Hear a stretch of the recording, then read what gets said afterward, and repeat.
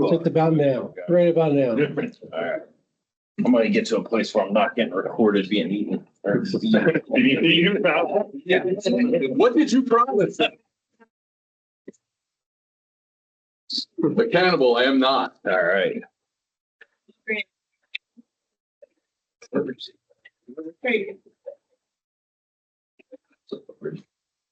right. You get punished if you should. The bad kids, it makes me work them all like that. If I talk to them. Well, before Chuck starts talking, I just want to say I thank everyone for coming. I realize tonight this is our 10th one. I've been online in a couple and they've lasted 3 times or 5 months, and to go 10 months strong and still have this turnout, I really do appreciate it, guys. I can't say enough. I appreciate Lou for hosting this tonight, and I appreciate Chuck for doing this for the group today. So that's all I have to say. I appreciate every one of you. Thanks for doing it. Yeah. Thank you. Today? Last Monday, I had the new guy start on my birthday. You go, Jens. Some handouts for you here that will reference at some point.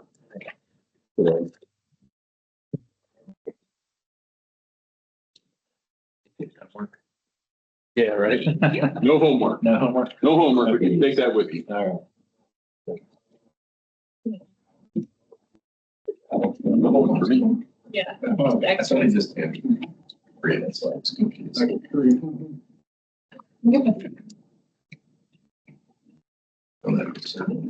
Thank you so much. Mine's all the smart ass answers. Oh, great. Oh my God. Read a little bit there. I didn't want- Like I said, that pasta technically is a vegan. We're good. So that's why kind of why I get it. Just God forbid there is someone that doesn't like that and it's slam. Priority. You sent me the link. Have you been in the boardroom? You can't ask people. But everyone, go back. So I'm not gonna be around. Yeah. That's okay. I might go home, just good leftovers. But I told her, I said, the pasta, come on, I can stay in my car and for the Tony Robbins event. I can eat that for dinner. There's only 50 degrees outside. There's no meat. How things been going at your shop? Okay, right now I'm doing a little bit of programming. So as I'm offering programming as well, Okay, off-site nice. contract programming. Did you find people to take you up on that pretty quick? No, not until they like know me. So I'm just trying to get known. Like nobody knows who I am. You're Patrick. You're still on my phone, Patrick from EMP. All right, ready to get started? Cool.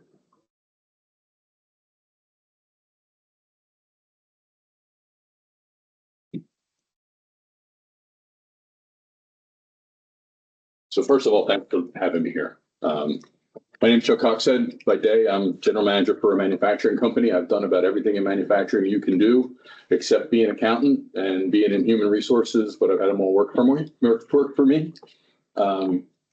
And after, gosh, I don't know how many years, 30 years, being in business of various types and being in sales and marketing and going through an awful lot of things, including executing a business turnaround. I can tell you one thing with absolute certainty. Field of Dreams is bullshit. Okay. If you build it, it does not mean they will come. Okay. Why so many companies fail. However, 95% of the economy, whatever that number is small businesses, and even big businesses, they come and go. They're hyper growth businesses. Has anybody ever heard of GoPuff? Yeah. Well, yeah. Well, GoPuff was one of the greatest things since sliced bread. 30-minute delivery of that, everything you could think of, especially when they got into the alcohol business. And now you barely hear about them. Might have something to do with conduct of the owners, but that's a different discussion. Okay. So it's not just the startup companies. It's not just small companies. Every single thing has a life. Every business has a life. And if companies take that for granted, if they assume that everything is going to continue to go well, they're going to be fat, dumb, and happy, at some point, that life is going to catch up with them. So with all due respect to James Earl Jones, the other James is bullshit. Okay. And it makes me batshit crazy to see good companies and good entrepreneurs do the same crap day in and day out and expect different results, right? Definition of insanity. There's a story that I've told many times. You want to grow sales. So you start with a budget and you hire a salesperson. You get some young person, you give them a laptop nowadays, you send them out, they're going to make 10,000 phone calls, they're going to make 10,000 emails a year. And they're going to expect the business to grow. And 6 or 9 months later, it doesn't happen. It'll happen. It'll be recorded, I can't. 6 or 9 months later. I have told this story to so many people and they go, oh my God, I talked to a $5 billion company last week. They told me the same thing. It doesn't happen. Now, sometimes it happens, but 6 or 9 months later, there's finger pointing, start talking about work ethic, say those friggin' millennials, right? And they end up getting rid of the person, or the person leaves, they move on, and they go back and they do the same thing over again. Truth be told, they weren't ready yet. It's not about work ethic.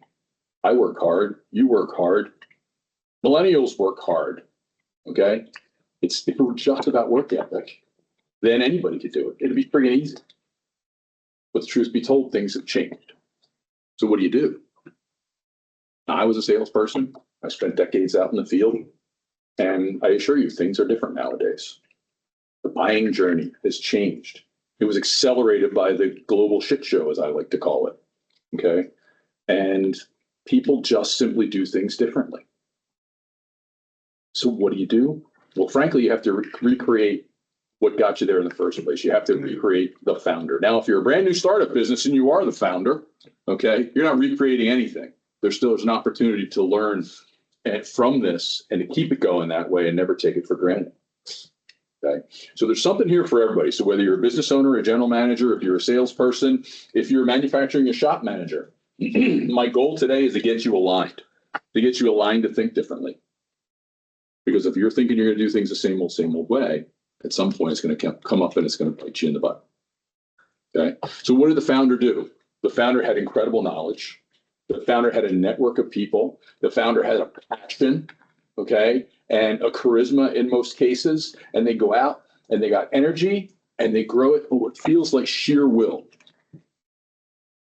Yet we're just going to give somebody an email address, a laptop, and a cell phone allowance. So we're going to send them out and we're going to try and get them to grow our business. But we make good stuff. We make a quality product. Well, you better. Quality product is table stakes. Okay, it does not differentiate your company in any way, shape, or form because every single company goes out and says, we make a quality product. I have seen the salespeople say it. But you do have to go out and you have to empower the salespeople and the manufacturing manager and the operations manager and the CFO and the chief human resources officer. And every single person needs to be equipped with the information, okay, the resources to be able to do this. Yes, this is hard. Okay. But all that is a lot different than simply giving somebody a cell phone, an email address, a PowerPoint presentation, a laptop, and going out on the road. Well, there's more. That buying journey has changed dramatically. Your customers have changed. They've become stalkers. Grade A #1 stalkers. They sit back. Some of them work remotely now. And they're behind that keyboard and they're looking at the internet and they're doing research until their fingers bleed. They don't want to talk to a salesperson. And they don't want to talk to the founder, who's probably your best salesperson still. Excuse me. They don't want to do it. And it's really, really frustrating. So what do? Well, there's no silver bullet. It's a lot of hard work. You got to buckle up and you got to knuckle down. The good news is that there's a number of elements that I'm going to discuss with you today that can apply to each of you in a different way. Okay, potentially all of them, so that you understand that mindset of where you have to be and what you have to do in order to continue to thrive in the 21st century. So briefly, we're going to talk about mission and purpose. Okay. Frankly, those stupid posters from the 90s, you ever seen on the wall? They're bullshit. Has anybody ever moved by one of those? Did anybody do anything different from one of those posters? No. No, they never did. We've got a mission. We are going to make a quality product or some variation thereon, a satisfactory environment in which our employees and our customers, blah, blah, blah, blah, blah. And nobody ever does anything different. The truth be told, if you have a real purpose, you can find a real purpose. And I'm not going to dwell on this. Okay. Ultimately, we're going to talk about this at the end. People will follow you. It doesn't matter whether it's customers or whether it's employees, they're going to follow you. People want to believe in something. People want to pursue a movement, if you will. Now, again, these are lofty words. These are goals. This isn't the kind of thing that I'm a 3-person shop. I've only been in business for 5 years. I don't have a ton of money. I get that. You have to keep your eye on the long view. You have to keep your eye on the long view. And there's a fellow by the name of Simon Sinek. Has anybody ever heard of him? Yep. Start with your why. God love him. Start with why. A couple of great things he said. One of them is if you hire a person to do a job, they'll work for your money. If you hire a person who believes what you believe, they'll work for you with blood, sweat, and tears. That is talking about your employees, but I have found the exact same thing works for customers. If they believe that you're out to change their life, not make money off them, okay, then they're going to follow you and you're going to create loyalty. So we're going to come back to that. So what does somebody do? Well, if you have a purpose, and they're very hard to develop a purpose, okay, you find a problem and you solve it. Most people build a product or a service and they sell it. Okay. Frankly, that just makes you a mercenary. People don't want to buy products or services. They want their life to be better. Now, that's awful lofty. By day, I run a manufacturing company. I told you they're cable assemblies. I tell my people, they're boring. They're really, really boring. But I can make people's lives better. There's a fellow by the name of Nick. His company works for an engineering company up in Central Bucks. And Nick was working on an ERP project. Real guy. Last name of the company will be protected, withheld to protect the innocent. Real guy. He was working on this. He put in an information system for his company. Nick was the manager of accounting. When I had lunch with Nick, he told me this story. He said, yeah, my girlfriend and I just moved here from the Midwest. And, I'm really working on a promotion here. If I get this promotion, we're going to settle down here in Bucks County. We're going to buy a house, make a family, get married, the whole 9 yards. But the way he told this story, his success on this ERP project, this software project, was really a lever for him to be able to make that happen. The company I worked for thought we were just selling ERP, just selling them software. That's not what Nick needed. Nick needed his life to be better. Now, that's a big, grandiose story. In the RF cable assembly world, it's just really hard to shuffle all these RFQs. It's really hard to place all these orders. It's really hard to chase vendors that are forever late. That makes their life, frankly, garbage. And they want it to go away. So when they find somebody who makes it go away, guess what? They develop loyalty. You've made their life better. There's the personal side and there's the business side. Okay. If you don't understand this, folks, I'm going to keep talking, but enjoy your dinner. Okay, because there's probably no helping you.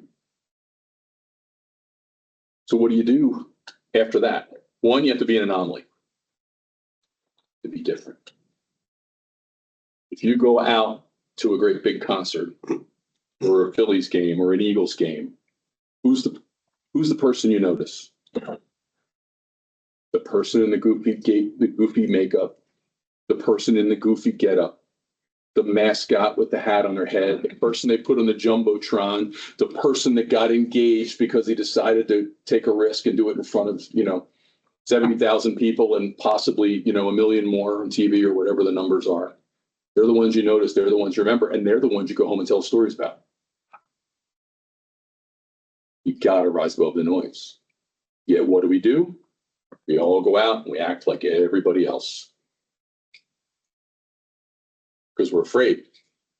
Business tells us we have to be conservative. We can't get noticed. Decades of experience of listening to other people has said we can't do anything different. But all the greatest success stories that you've seen in business don't come from people acting like everybody else. They come from people who do things differently. It might be their product or service. It might be the way they act. It might be their attitude. It might be the way they treat their employees. Any number of things that we're going to talk about. But they've done something different. I'm going to use some big company examples. Tesla. Tesla sells electric cars, right? Tesla is not just an electrical vehicle company. So Tesla has a business model based first and foremost on electric storage and transmission. They created the electric vehicle so that they could make money on the charging stations and the infrastructure. And that technology they leverage into solar panels and things that they're trying to change that market. They're not just an EV company.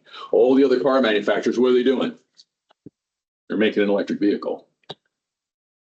Tesla's not an electric vehicle company. Different.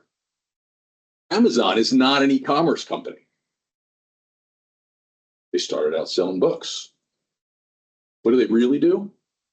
Has anybody ordered anything off of Amazon today? Yeah. Yeah. Did you do it from your phone? Yeah. I was actually looking at Amazon while I was taking a walk today at lunch. Okay, because that's time I can actually get some stuff done. Amazon is a convenience lifestyle company. They make your life easier. You happen to get stuff in the mail. They make your life easier. That's different. Apple Computer. I'm using great big company examples, and I'm going to bring it down to small sizes. Okay? Apple Computer. What do they make? You can say. Entertainment. Phones. Phones. How'd they start out? Computers. Apple Computer is not a computer company. They are not a phone company. Apple Computer is an ecosystem. They make stuff work for everybody easily, including my mom, which ain't easy. Did you know that when Apple's revenues took off, it was not because of the iPhone? Apple's revenues took off because of iTunes. When you lay all of their product innovations out and you graph their revenue growth, it was because of iTunes software. Why? iPod wasn't the iPod. There were other media players. It looked cool, but it wasn't different. Apple sought to change the entire music distribution model across the entire planet. And they freaking did it. They were bold. As Simon Sinek says, they have an infinite mindset. And by the way, Steve Jobs used to say that too. So it's about being different. I use those big examples because everybody's heard of them, not because you're Apple, Tesla, or Amazon. But you can use the principles even at a small level or a medium level or maybe someday a large level. Okay? You have to differentiate. Now, there are 3 ways to differentiate. Customer experience, business model, and a completely new and different product or service. Okay? So if you're selling machine tools, okay, consumables, it's not a completely new product or service. Now you may come up with a new version. The first person who went from a fixed machine tool, not really sure what to call it, but something where you could replace with carbide bits, that was different. And that exploded. And you can tell because a bunch of copycats came on board. Okay. But typically that person is the category queen or king, and they will maintain that position forever and ever, unless they take it for granted and they stop innovating. Okay. So let's see. There's a story about a fella by the name of Bruce who grew up in Warminster with me. I just saw him at my 40th high school reunion, William Tennant High School up the street. And he owns a machine shop. And I had posted something on LinkedIn about e-commerce. And he said, well, I own a machine shop. You can't do that. Can't do e-commerce with a machine shop. Can you do e-commerce with a machine shop? Probably. People don't. Guess what? Yeah. About 7 years ago, people didn't, you'll bet you all wouldn't have said yes. But about that time, I went out and did an internet search, e-commerce machine shop. And there was a piece of software out there that let people upload drawings. And it was probably rudimentary, was probably imperfect. But if Bruce were willing to think differently, okay, he might have been an early adopter for such a thing. Now I went out, in preparation for this, I went out and I did a search. Oh, there's e-commerce for machine shop companies. There isn't one. Okay. The person who made the e-commerce for the machine shop companies created something different. People would have said, you're an idiot. That can't be done. Now there's a bunch of copycats. The first customers went, that's not possible.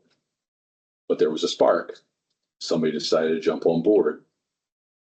And then their first customers said, holy crap, I've never seen this before. It's not that they did something better, it's that they did something different. You don't force a comparison, you force a choice. Well, of course I'm going to send my stuff to XYZ company because it's easy. And I can get at least an estimate back within, a day or an hour, or maybe immediately, whatever the heck it is. That's different. Not better.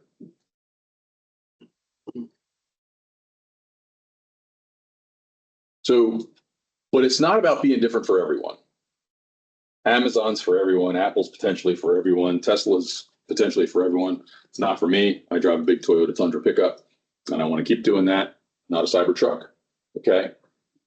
But it is for someone. But you have to be talking to the right someones. Because I can be different, but different to whom? See, it matters who you're trying to do business with, okay? And we all start out and we all go, these are my target customers. Anybody want to be a target? I should wear a bullseye on my back. Okay, I don't want to be a target. Okay, you've got to start with a mind shift. Your customers are not your targets. What you want to do is you want to create loyal fans. Again, I use words that people don't usually say. I talk about them that way. You know what's cool about loyal fans? They buy all your stuff. They go out of the way to buy all your stuff. And they tell people about your stuff. They tell people about the amazing experience that they have with you. And they become your best salespeople. That's what I want. I don't want targets. Target says I'm using them. Loyal fan says I care about them. I care about making their life better. And by the way, I'm an Apple fanboy. I've got an Apple Watch. I've got an Apple computer. I've got an iPad. I've got home pads in every room of the house. My wife has a watch, computer, and an iPad. My son has a watch, computer, and an iPad. I sent him off to his new apartment with his lovely wife with home pods. I subscribe to all their services. I haven't bought the Vision Pro. I'm an Apple fanboy. And I will tell you the reason why I do it, and it's not because of the hardware. I'll tell you because it makes my life easier. I'm a fanboy, and I'm proud of it. And by the way, the company that I run, we are all using Apple. I made them an Apple using company because it makes our life easier. So, but you can only do this if you are looking inextricably through the lens of the customer. Or nowadays, who's ever sitting on the other side of the computer, right? The backside of your LED screen. Everything needs to be viewed through the lens of the customer.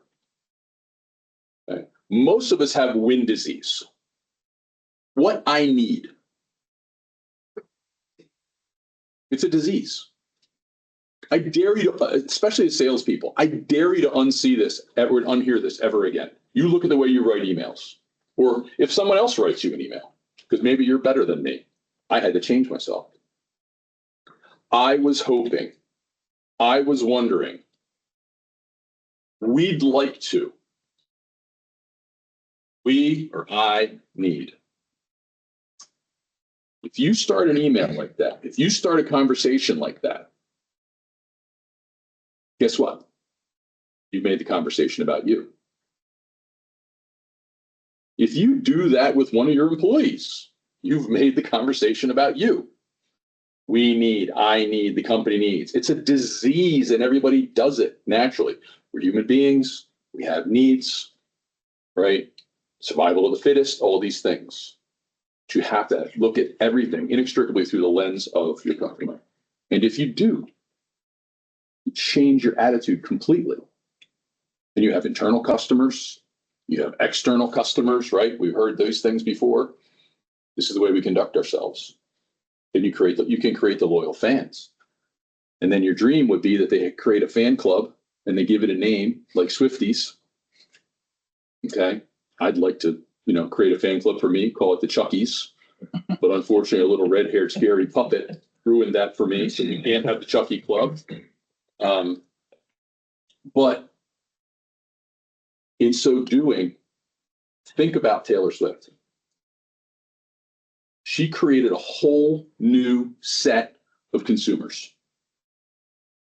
Girl dads. What does Taylor Swift do? She sings music and she dates football players. Okay. She's from Pennsylvania. Her and Pink. Go team. Go Team Pennsylvania. It's not what Pink did. Pink created an opportunity to solve a problem for dads. How can I spend time with my daughter? You know how many stories are out there on LinkedIn and Facebook about dads, girl dads, proud girl dads? I don't have a girl. I wish I did. But my son, I adore him. We didn't go to a Taylor Swift concert. We just went to a corn concert, me and my son. I'll take corn over Taylor Swift. We solved the problem for girl dads to be able to spend the time and bond with their daughters, which is really friggin' hard for a guy. Taylor Swift didn't know what she was doing, but she solved the problem to make somebody's life better. Okay. Now let's talk about ICP, ideal customer profile. Salespeople in the room heard of that? Ideal customer profile. Any customer is a good customer, right? No. No. How many customers have you fired? Fired, like you're not doing business with us ever again. It's easier for the owner. It's a lot harder for a salesperson. You got quotas to meet, got expectations. You work for somebody who says, bull crap. Every customer is a good customer. I don't care. Okay. But when it comes to who you want to do business with, Taylor Swift just made music. She never envisioned girl dads, is my guess. Apple never envisioned my mom. Okay. And so it's about who you're going to do business with. Who is that ideal customer? Well, girl dads have a lot of money, more than teenage girls. And so I would venture to say that a very large proportion of our revenue came from girl dads. So who would I want to do business with? Who do I want to appeal to? Girl dads. By the way, if I appeal to girl dads, I probably also appeal to girls. Or many, many ladies. Okay, because it ain't just a girl thing.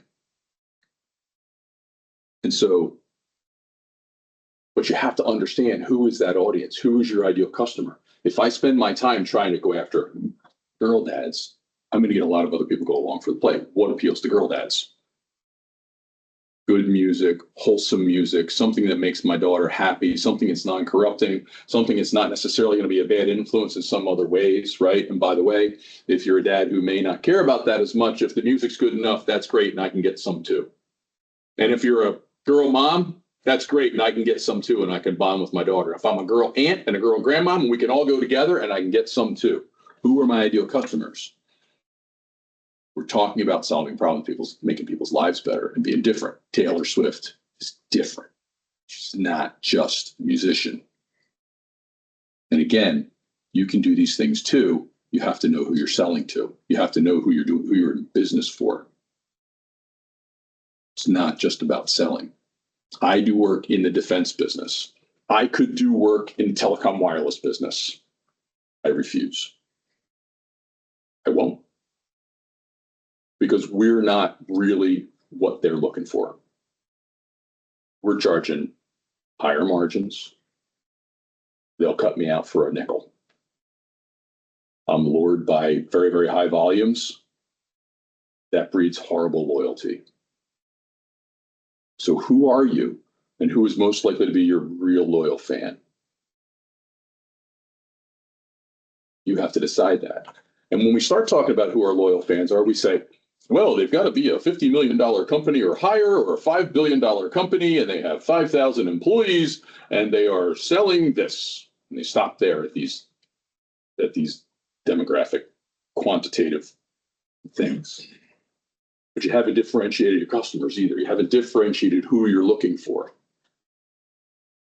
You have to get into the qualitative. What problems are they trying to solve? Because everybody's trying to solve, and typically they're unique to business. Okay, they're going to be unique to your business model. Okay, so I'm going to tell you the story of the company that I run by day. I make RF cable assemblies. They're boring. There aren't. Somebody once said there are two connectors on the end of a piece of cable, but they keep you safe every day. They help warfighters to come home alive to their families. They're really, really cool. They power quantum computers. I was one of the early entrants into selling product to power some of the first quantum computers before anybody knew what it was. Does anybody know what a quantum computer is? You gotta check it out. It's pretty cool. Right now, it's largely experimental, but the market's really exploded. We do really cool stuff. This is like 21st century Star Trek stuff, but they're just boring cables. But I could sell to the wireless telecom business, and I refuse. They are not my ideal customer profile, not by a lot. We talk about qualitative things. They allow me to make more money. They don't want as much commoditized stuff. Everything is going to be custom. That's our business model. They need it fast because cables break. People make mistakes. While the other guys are waiting 12, 16 weeks, 6 months, sometimes even 9 months to get stuff. I'm shipping stuff in 2 days. The people who value that are willing to pay, and they're willing to become a Chucky. Nah, that still doesn't work. They're willing to become a loyal fan, and they are. Okay, because I understand the problem. Their problem is lead time. Lead time, lead time, lead time, and they want it custom. They can buy stuff pre-configured off the shelf, but that's not the stuff we sell. We want the stuff that is hard to make, that's custom, all kinds of special electrical testing and things like that, and we do it in a couple of days. Okay, we took a company from the ashes and turned it around to now we have a 95% close rate. And by the way, how did we do it? We did it with an e-commerce system that nobody said can be done and nobody can copy to this day.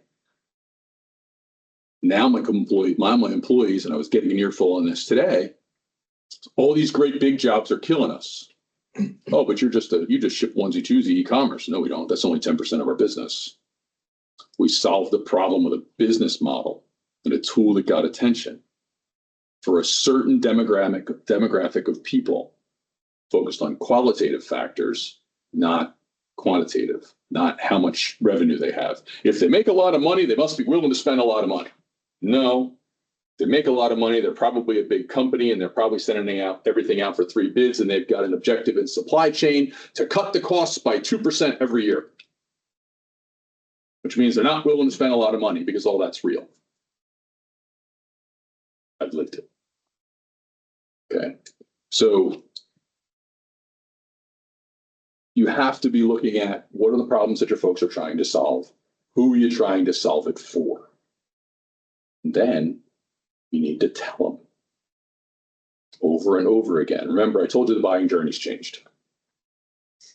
So I actually rescued this business from the ashes, starting about 10, 11, 12 years ago with print ads. I was willing to be different. Long had no hair. Just so happened that 3 other directors in the company also had no hair. So we became the bald guys. 5 of us. 5 bald guys. Our email address was 5.bald.guys@coaccess.com. Our website said fax a bald guy, call a bald guy. We had a picture of all of our shining domes. And they were in the ads. All we needed to do was look at our stupid bald heads, laugh at us if you want, just so you would turn your head and see, oh, Ready 48 cable assemblies. Nobody else does Ready 48 cable assemblies. I was willing to stand out and not be noise. And one day we were up in a show in Boston. God is my witness. A guy walked up, there was 4 of us sitting there and said, "Are you the bald guys?" God is my witness. I said, "Well, 2 of us are. The other 2 just happen to be really good friends and happen to have no hair." And he has been a customer ever since. I was an anomaly. I stood out. Okay. But it wasn't enough to just be bald. Okay. Let's refer to your handout.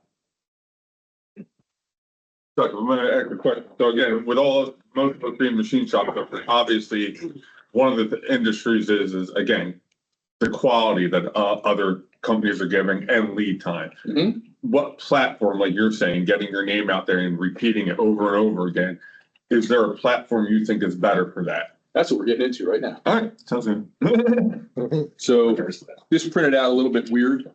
We're going to look at this value triangle. Okay. At the bottom of the value triangle, it's supposed to actually say abundant presence. Okay. What platform? Well, you're asking the wrong guy. Where do your customers hang out? LinkedIn, most of them. Do they? I'm sure I got a decent amount of my work, I think. That's good. That's good. I got a guy who's in plastics, and his unique value proposition is very small, high precision plastics, machined. Very small, high precision plastics. So you're talking about tolerances down to a couple of tenths. So, and if you're setting up to be able to do that, okay, you're not just turning out great big hunks of, turned plastic. He's not finding his customers on LinkedIn. Find that they really aren't there. Mm-hmm. So where are they? It could be a social platform. It could be events. You can create your own events. I will tell you that one of the things that I did in order to create an abundant presence is I built an entire mobile trailer. I'm not suggesting you do any of these things specifically. I built the trailer as a demo trailer. I took it on the road. Something very, very different was additive manufacturing. Okay, when additive manufacturing was brand new, 3D printing, I might have put that sucker on a trailer and gone out and driven around from company to company to company to company to company to company to company. Because X number of years ago, LinkedIn wasn't really a thing for most of them. So there are places where they hang out. What do they do? Really wouldn't surprise me if they're on YouTube. I had my director of engineering say something to me the other day. So I asked him a question about my car. He goes, "Go on YouTube, you're probably going to find somebody." Reddit. Reddit is a completely different animal. You can't spam it. People want to come there. They want to ask questions. They want to answer questions. It takes a lot of time. Go to the right places on Reddit. Start answering questions. By the way, there's a trick to it. You create a platform where you do spam it. You create a subreddit of your own. You spam the hell out of it. Okay. And you put it in the bottom of every response. How do I know? Because I did it. I didn't spam somebody else's subreddit. I spammed my own. And guess what started happening? I started going out and answering questions. They click on it. All of a sudden, I started getting traffic and followers. Got to play the game. Quincy, Where do they hang out? I don't know the answer to that. You got to ask them. Now, Quincy, the young guy that just started working for me, he started telling me about some of the secrets. He's like, you go on there, you search for the number 1 video, and then whatever's in their title, put it in your title on the bottom, and then whenever that comes up, that yours will come up as well. And So I'm lucky to have the 22-year-old teach me some of these. So let's talk about the next step up the value triangle. Okay. It's not enough to have an abundant presence. That was the old send out 50,000 emails, put my salesperson out on the road, knock on 10,000 doors a year, make 10,000 phone calls, whatever it is. Abundant presence. We send them out to do it today, it doesn't work.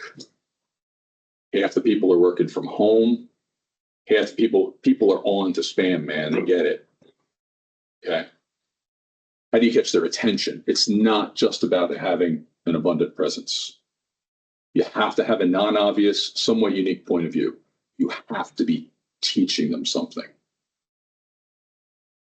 If you listen to Gary V, most people will take out of Gary Vaynerchuk, okay, who's a internet video sensation.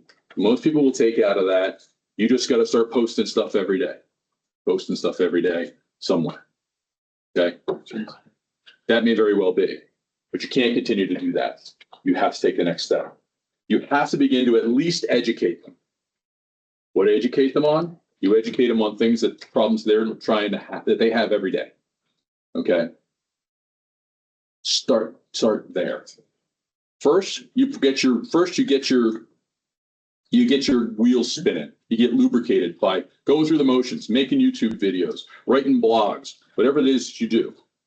But your next step is to develop some sort of non-obvious insight that you're going to share with them. What's the easiest way to do that?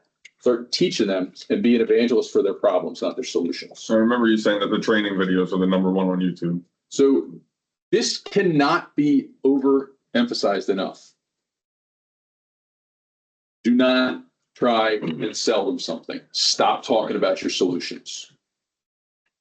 Educate them and start to evangelize their problems. You know what happens when you start to evangelize about the problems? They'll start to believe that you're an expert, even though you never talk about the solution. I have a friend by the name of Dan Goodman, and he found something, and it just happens to LinkedIn is an incredible platform for him because every freaking salesperson in the world, how you doing? I'm Chuck, is on LinkedIn. Anyone worth their salt at any rate. And his problem that he was evangelizing was the fact that salespeople are getting screwed out of commissions. They got a great big commission coming. They get fired. Company lands a great big prospect. They cut the commission, or a great big customer. They cut the commission rate. And it probably comes from the CFO. Okay. You started evangelizing the problem. Guess what? Dan became the expert. Dan went from 0 to 35,000 followers on LinkedIn within a year and a half. Okay. Because he was evangelizing problems. By the way, he never said, by the way, you just got to come talk to me and I'll solve your problem. He created enough interest that people went, so who is this guy? He must be an expert. They got very, very interested in him. They assumed he knew what he was talking about. They investigated his company. They did start coming to him, but he never told them. He never sold to them. What problems are you trying to solve? Preferably with a non-obvious insight. Non-obvious to whoever you consider to be your ideal customer profile. Okay. The first person that was doing replaceable, tools, okay, in a machine shop was saying, should have been evangelizing on, you know what, your tools break, they're expensive, we can just replace a part of it, and you can keep it here in stock, and you can be back up and running within minutes without a big inventory outlay, right? Now that's old hat, okay? You evangelize the problem about the things breaking. Let me tell you a story about a company that sells coffee. Coffee. What's unique about selling coffee? It's a commodity. Everybody wants it. So they have a focus on manufacturing. Again, I'm going to withhold the company to protect the innocent. They have a focus on manufacturing. They said, we support manufacturing. Their whole thing was, we're going to caffeinate your troops. And I had a conversation with this person.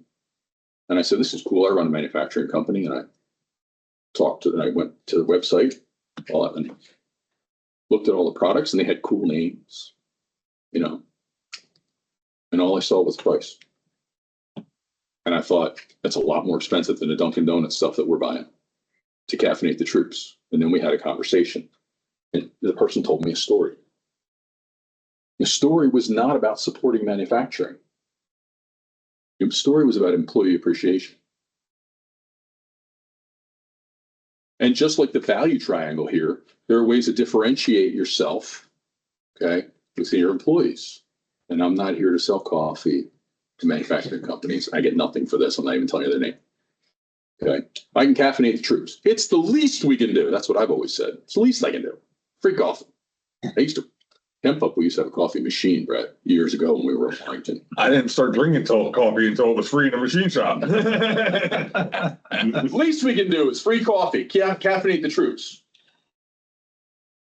Who likes their coffee really strong? Not me. I like it light. Who drinks it black? Half and half. Whole milk. Right? Almond milk, oat milk, flavored. What happens when you run fresh, unflavored coffee through the flavored coffee pot? Takes on the taste of the flavored coffee, it ruins the coffee. Right? Put it out on the burner and it kind of gets nasty and you don't want to drink it, gets dumped out. Okay. So the conversation the person told me, because people actually care about coffee. It's more than just caffeinating the troops. I said, so what problem are you trying to solve? Because if people really cared about their employees, they'd care about the coffee they serve. I said, okay, so what you're talking about is employee appreciation. Yeah, employee appreciation. I said, okay. If that's the problem you're trying to solve, why are you trying to sell coffee? Why aren't you evangelizing on employee appreciation? You become the clearinghouse for everything that is employee appreciation. And by the way, they'll assume you're an expert. And then they'll go look at what you do. And they say, you sell freaking coffee. But I love this person. I want to join their fan club. I'll buy their coffee.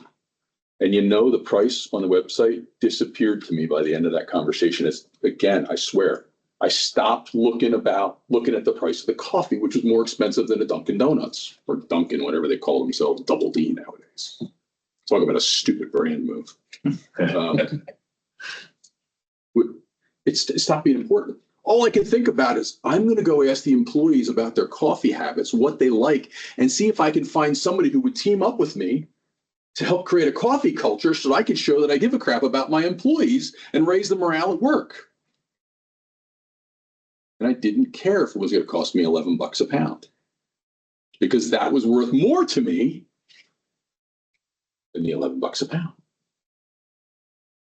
So the coffee company becomes an employee appreciation company. And by the way, since that applies to every company in the world, where do you go for that? You go to LinkedIn, but you also go to Facebook. There's a lot of small companies on Facebook. Okay, and you start to evangelize the problem there. You start talking about employee appreciation there. And by the way, one of the greatest things that happens is when you start talking about employee appreciation, employees from other companies get on and they start to bitch about it, which feeds the algorithm. You don't need a 22-year-old to teach you that. They start commenting and liking and saying, yeah, this guy sucks and blah, blah, blah, blah, blah. And all of a sudden, you start to get more attention. You say, well, this employee appreciation. But this person understands he or she appreciates me and their employees. What do? They sell coffee. I'll buy their coffee. Okay. So again, for machine shops, okay, I'm bringing it back to manufacturing. What problems are your customers having? Okay, I've put them under questions at the top of this value pyramid. Okay, ask them, what problems are they trying to solve today? What problems are they trying to solve tomorrow? It's not getting parts. It's not getting tools. It's not getting widgets. It's meeting customer deadlines. Okay, it's any number of things. I'm very dissatisfied. I want to be compared to the person who sells toilet paper to them, not just the person who sells RF cable assemblies. Okay. Because the person who sells them toilet paper, if they are being treated amazingly well, I can probably learn something from that person or that company. Okay, those are the problems they're trying to solve. And then you create loyalty within a certain set of people. Okay. Now take it to the next step. How do you differentiate? You differentiate in one of three ways. Customer experience, first one. It's the easiest way to differentiate. When you ask your customers what they're experiencing, what they're trying to fix, accomplish, or avoid on a daily basis, short-term, long-term, they're going to tell you about, people say the pain points. Pain points. Sometimes it's not always pain. Sometimes they just want to achieve something for the year. Okay? They may not be in pain.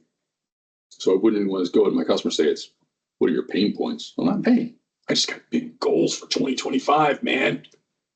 How are you going to help me get there? How are you going to make my life better? All right, go and ask them. Ask your employees what, go out and do your rounds, talk to your employees. Same thing. They're your customers too. They're internal customers and vice versa. Get to know them.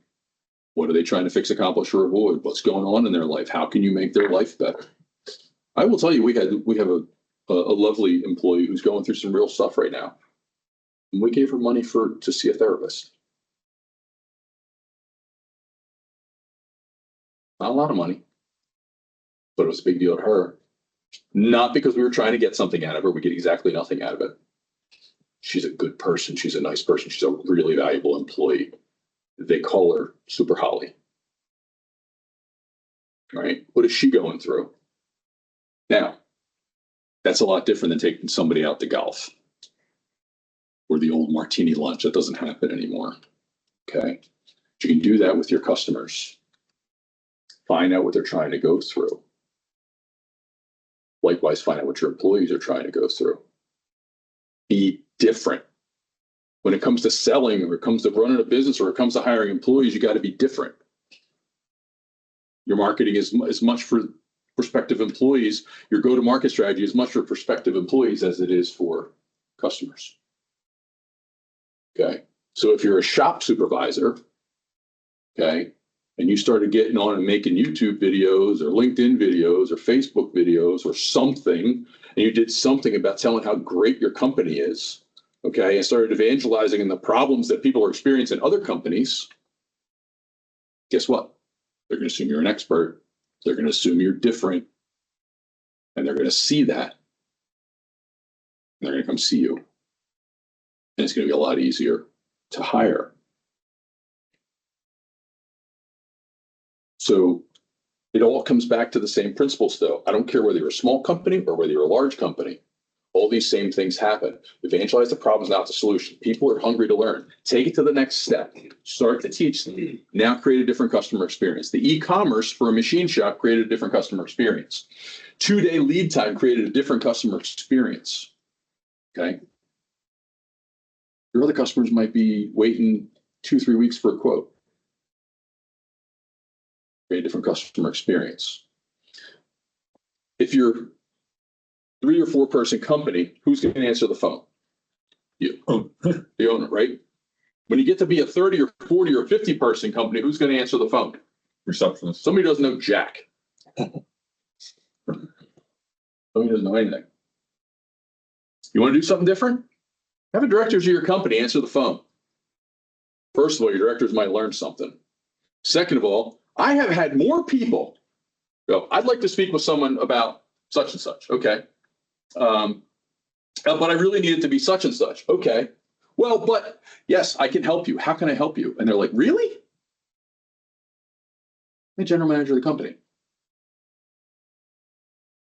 You want a different customer experience? Not a better customer experience, a different customer experience. You know, this company, the freaking general manager answers the phone. Doesn't make me better. I'm not a better person.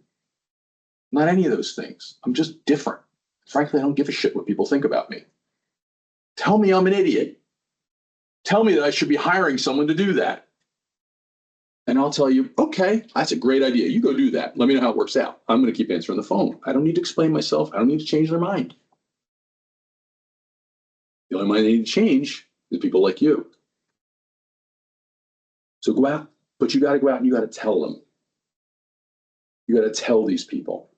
Solve the problems. If the problem is customer experience, evangelize the problem, not that I have the greatest customer experience in the world. Customers are suffering from lead time. Customers, are you tired of getting to run around with the stupid phone menu systems, right? You talk about that, you get a lot of people comment, you get a lot of people do stuff, right? Magazine ads, if anybody read them anymore, and people would love that shit. I think communication is huge, even if you're scrapping parts. I think communication with your customers is huge. Okay, and how many companies don't do it? Oh, funny. A lot. So go out and talk about communication with customers. Don't tell them about how great your communication is. Okay. Just tell them the problem exists and it's rampant over and over and over again in 17 different ways. They will assume you know what you're talking about. They will come find you. Start talking about employee problems, employee morale, okay, in places where prospective employees hang out. They will assume that you know what you're talking about. They will assume you're better, and they will come and find you. They will seek you out. I have a guy by the name of Dale, has 2 phone messages for me left yesterday. Because the whole job interview process that I do is about how our company is different, not better. He has been trying to get hired by me 4 months. Sadly, I don't have a spot for him. Not because I'm better, because his words, I've never heard anybody talk about this stuff like that ever before, ever. It's about not being better. It's about being different. By the way, celebrate once in a freaking while. It doesn't matter how little it is. For Christ's sake, if people are laughing in the shop, tell the freaking story. It's just people laughing in the shop. That happens everywhere. How many times do you see people talking about people just having a good time in the shop? You don't. Right? If somebody has some great big thing, we had 3 grandbabies and a baby. Just so happens within 6 months. Bought flowers for all of them. Wasn't about the flowers. It's about celebrating their grandbabies. And you tell people, right? What's our culture like? We give a shit. We care about our employees. Okay. The next step on the value pyramid is a change of business model. I'm going to stop there because you all know what differentiated different product or service means. Something the world has never seen before, or your ideal customer profile, your segment of the world has never seen before. I'm going to stop after this next one. Differentiated business model. I did not turn around a business with a bald head. I used that to get attention. I did not turn around a business with an e-commerce system. It was a tool to speed the buying process. That wasn't it. It was a completely different business model. The business model would have your CFO saying, fire this idiot. I got more inventory than you can imagine. Anybody ever talked about inventory turns? Too much inventory. Kill you, right? Locks up your cash flow. Yeah. Anybody heard of just in time? I'm an industrial engineer. Okay. Just in time is mathematically perfect. And it presents the maximum risk to your customer schedule. And if you're creating maximum risk to your customer schedule, you're going to lose customers or you're not going to gain new customers or both. It's an interesting way. So how good is just in time? Not very damn good, because when the global shit show happened, all of a sudden a new phrase came. Just in case. Anybody ever hear that one? Just in case. That's called safety stock. Anybody ever heard of safety stock? Right. Yeah. Okay. We have a ridiculous amount of inventory. I ship about 175,000 cable assemblies a year. Okay. So that should translate into, I don't know, probably something on the order, if I do my business turns versus revenue, a couple few $1 million in inventory. Nope. My inventory turns are probably 2 to 1, 2 times a year, maybe 1.5. My CFO would tell me to, how would your CFO feel? Not too great. Your CEO might get really pissed off, depending on the company. Okay. It's a different business model. It's a commitment. I committed to a shit ton of inventory. Okay. When we didn't have the money. Because I knew the only way to grow the business, turn the business around. The owner knew the only way to turn the business around was to do something different. Because I'm telling you, this business was going out of business. Okay. We're doing all custom product. We're not building stuff to stock. Everything is custom made. That's a business model. And you have to look at the way you're doing business. Okay. And can I change it? Differentiated customer experience, differentiated business model. I'm trying to get these big high volume jobs. Nope. What's one of the bigger problems I've heard in the machine shop world? I just need one and I need it fast. Okay. Anybody who works in the machine shop, well, I might as well buy 100 because it's the same cost for one as it is to buy 100 or 500 or whatever the hell it is. Because you know and I know that setup time is a bitch. Right? You're all nodding your heads, right? Yeah, it's all true. If I can get it fast and you can get me out of a jam, I'll buy the one or I'll buy the 100 if it makes you happy. Okay, just ship me the one and ship me the 99 next week or 2 weeks later. Oh, wait a minute, what? I'm going to take the piece off. I'm going to take it. I'm going to deburr it. I'm going to clean it. I'm going to do all the stuff. And I'm going to hand carry it to your business down the road because a lot of machine shops are local. There's tons of them all over the place, right? You get a lot of propensity of doing business with companies in your own backyard. That's different. That's customer experience. It's literally a joke. Well, you might as well buy 100. You might as well buy 5,000 or whatever it is because it's, they're just going to inflate the price. Okay. Printed circuit board companies. They make circuit cards. People created an entire business model around prototype circuits, and that's all they do. There's one company literally called Proto Circuits. That's all they freaking do. I don't want your buy. But once they fall in love with you, guess what they give you? They give you your volume. They think differently. Nothing happens. If I'm going out scrounging for 3 quotes for high quantity, I'm gonna have a hard time. If I'm focused on solving a problem for the one freaking card they need, okay, solving a problem, making their life better to a certain subset of people, maybe it's the defense market, maybe it's the wireless market, because I understand, I speak their language, whatever it is, okay, probably not the consumer market. Although there's startup companies, I got a buddy, look it up, chirpsounds.com. Good friend of mine, I hired him twice. He decided to create a product, a consumer product. It brings the sounds of the birds into your house.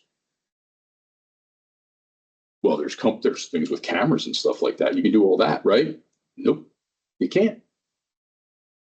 Because then you have to sit there and watch your phone. I don't want to watch the phone. I want to watch the birds. And in the winter, I want to hear them.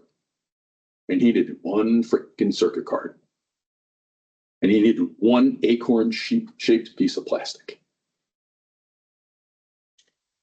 And who do you think he's buying from now? The guys who would sell him 1 or 2 or 10. The 1 or 2 or 10 companies are the business model. Now that may not apply to everyone. That may not apply to people that are filling,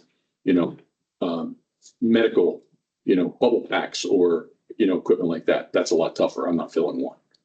None of this applies to everyone across the board. Okay. But a change of business model is a way to be different. So if you look at this value triangle, start by an abundant presence. Okay. But the buying journeys change. You got to do something differently. Just putting somebody out salesperson isn't going to work. Okay. And then you create your next step is create a non-obvious point of view. What problems are they trying to solve? Evangelize the problems, not the solution. That also applies to your hiring. Remember that. Okay. Then you take a look at a customer experience. Listen to what they're trying to say. I've given you a bunch of questions on the backside on that page. Ask them the questions. Take them back. Try and solve them. Okay. Improve that customer experience. Do it with your employees as well.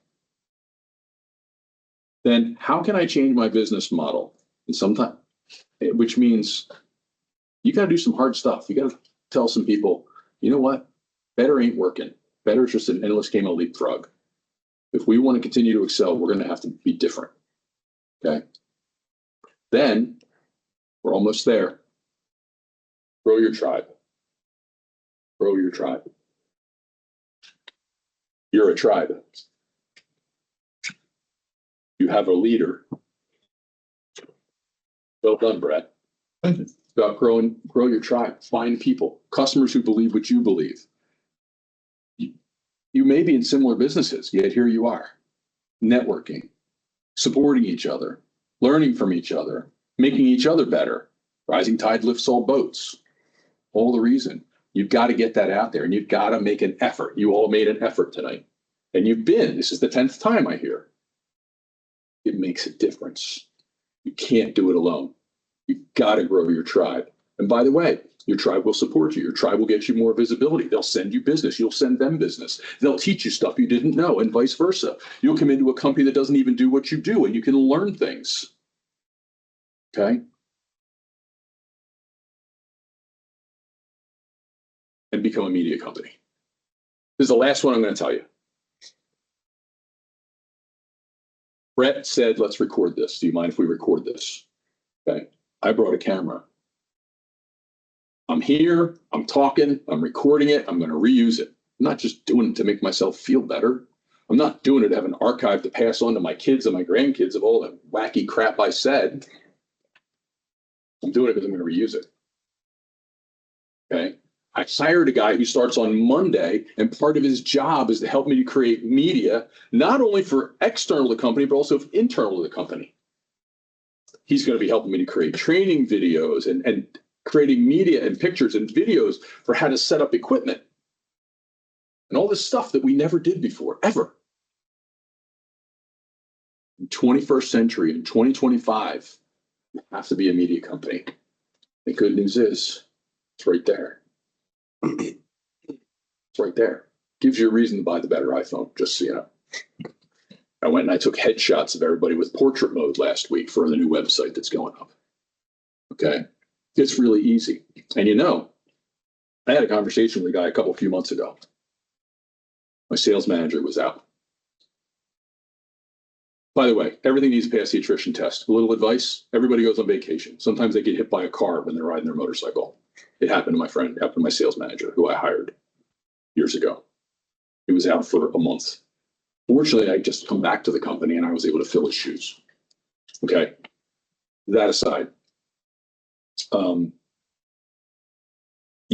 everything needs to pass the attrition test. Okay, so just a little advice for you. But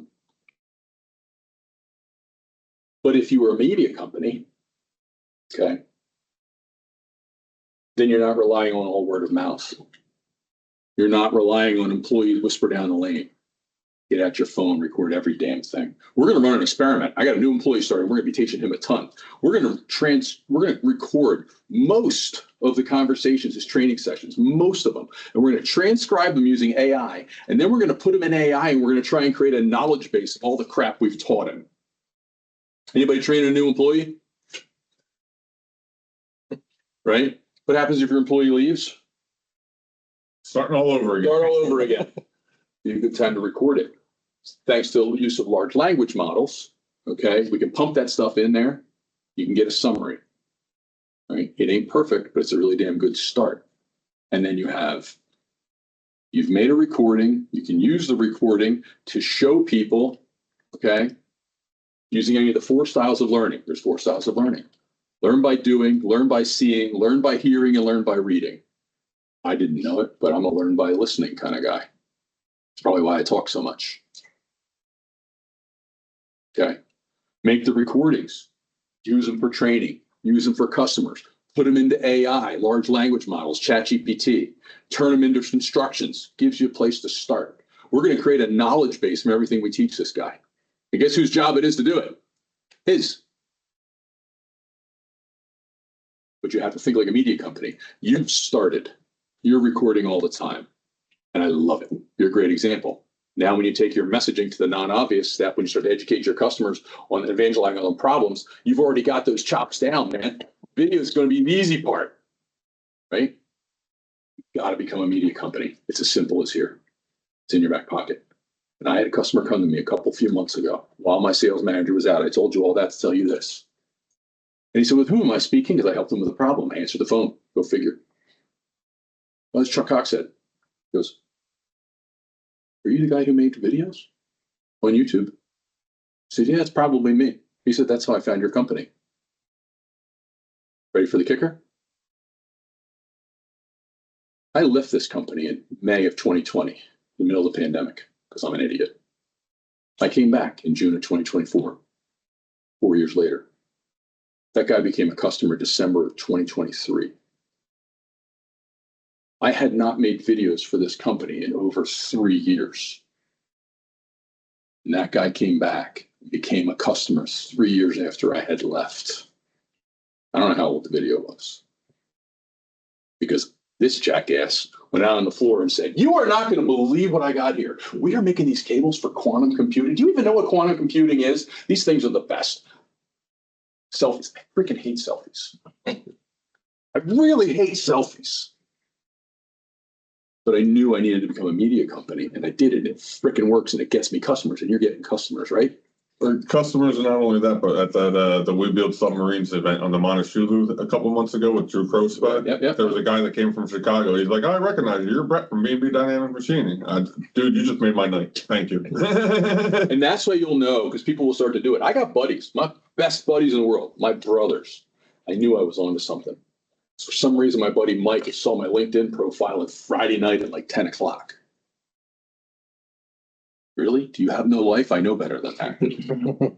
Turns out he was with my other buddies and they were drinking beer. And they were laughing.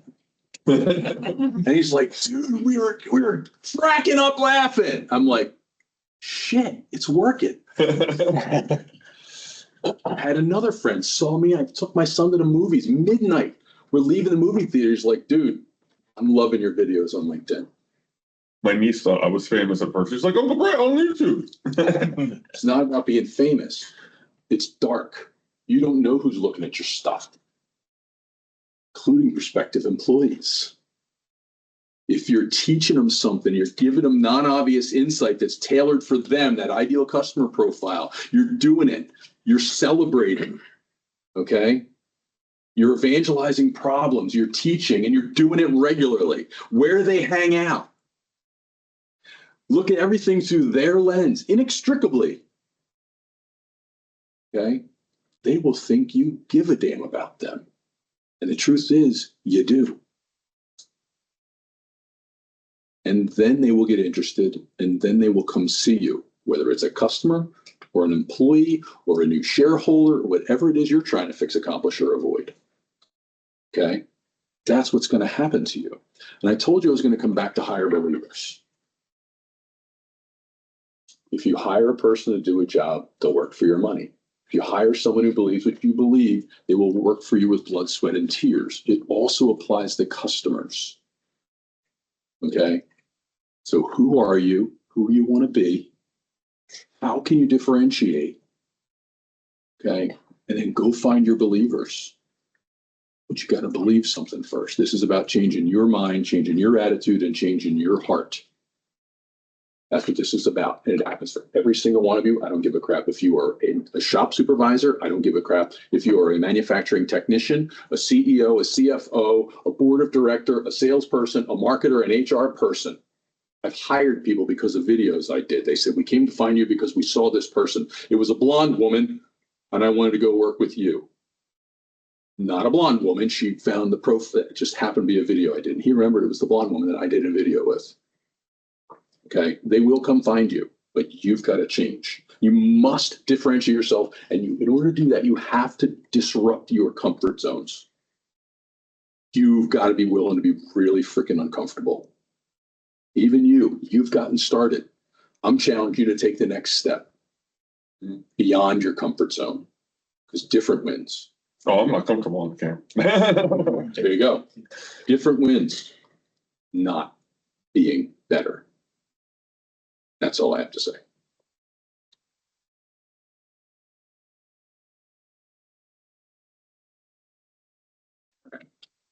I know that's a lot. I use a lot of words. Does anybody have any questions?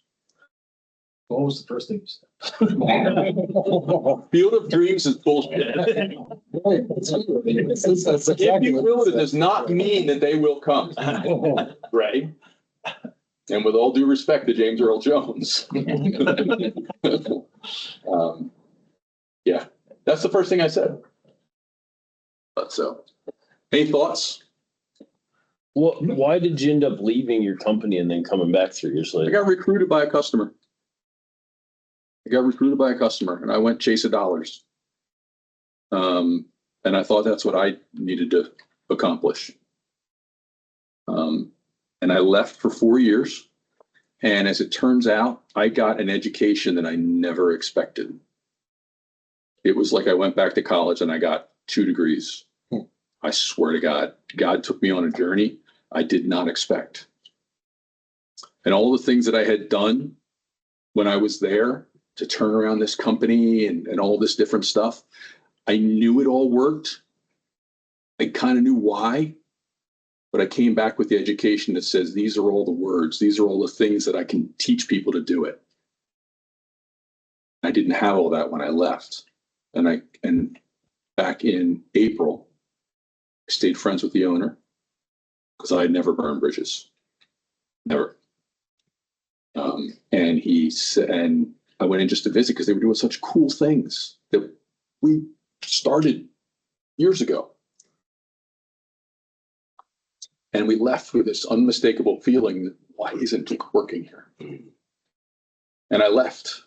I went to my wife and I said, I'm gonna pray over the weekend. And I'm a religious guy, so I'm gonna pray over the weekend. And if I can't find a reason not to, I'm gonna go call Hank on Monday and I'm gonna ask him to come back. And Hank called me the next day and said, can we talk again? And that's why I went back, because something drew me back. I had unfinished business.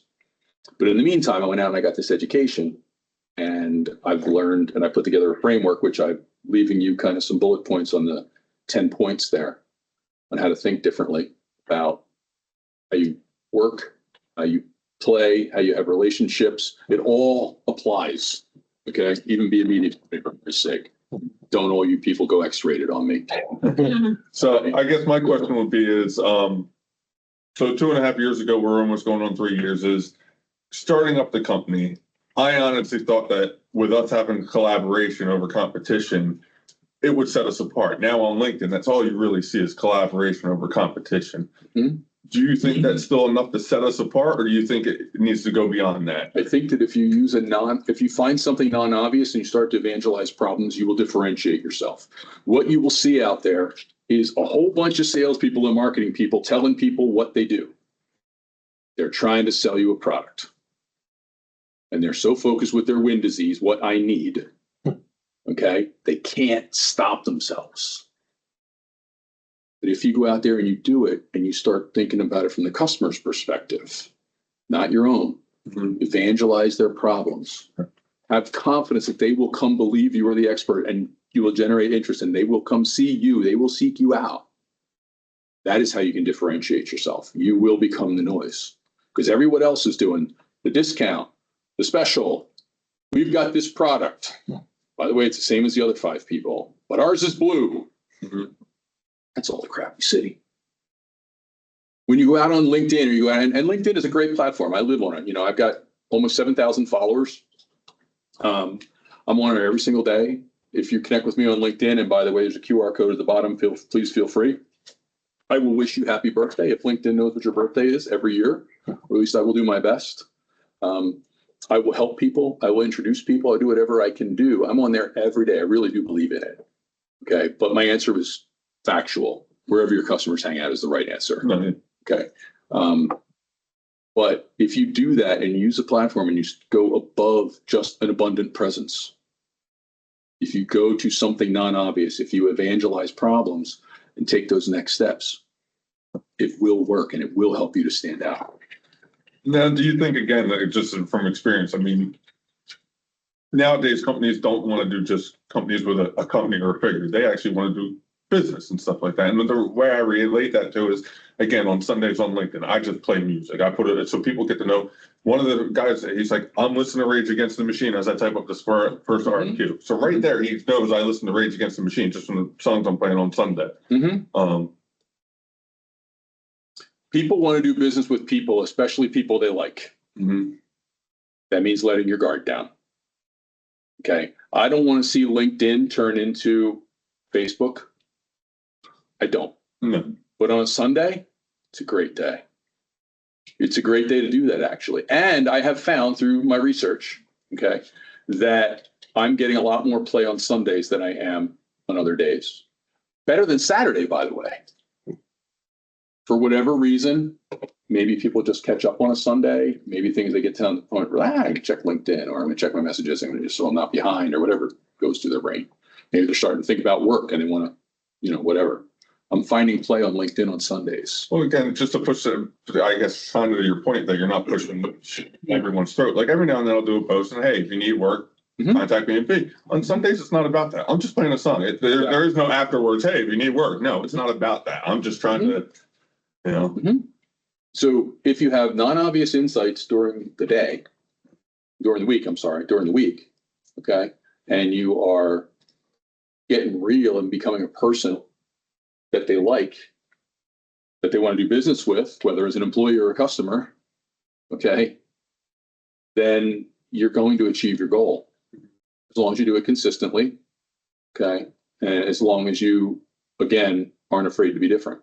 I have a lady that just from LinkedIn, I guess, just from seeing posts, he'll just ask me a question. Like, hey, man, I'm having a problem parting up. What are your recommendations? There you go. And again, take every single one of those, then go tell those stories. If somebody asks you a question, turn it into a story.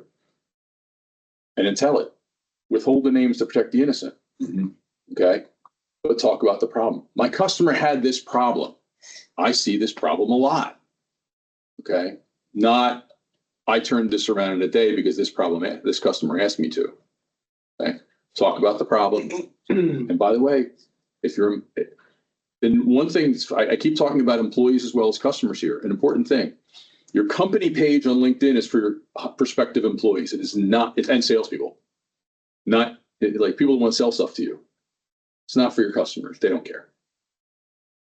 People want to do business with people, not companies. So if you're a LinkedIn person, if you're a social media person, emphasize the personal, the algorithm, all that is optimized for the person, not the company. But your good stuff about your company, put it on your company page because that's where people are going to come that want, if there's types of on LinkedIn, to come look for a job. I have a question regarding the LinkedIn. So I think many people are in this situation. I think you are too. So you got who you are personally, who you are at your own private business, and who you are at where you're employed. So how do you market that presence on social media? Find what they have in common. Okay.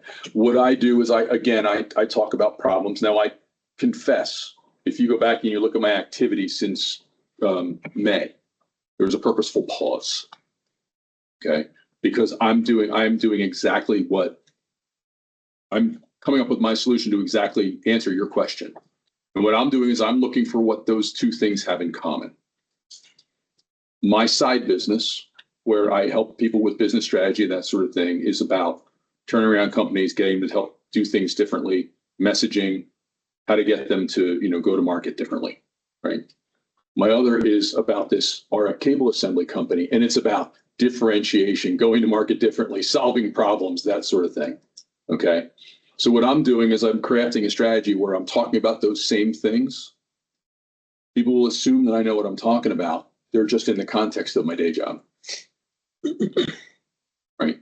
So I'm likely to get, but it should come as no surprise that I have some long-term customers on my side business. And guess what industry they're come from? They're from the RF industry, the industry of my day job. Okay? By taking those and do them in common. But by the way, there's also a lot of business for me in local businesses. Okay, so I have a Facebook presence as well that I'm developing with a side job, and there'll be no overlap, and I don't care or want it because it's a different type of business. I'm not going to find the RF guys on Facebook necessarily, although you'd be surprised how many people I've stalked. Not in a creepy way.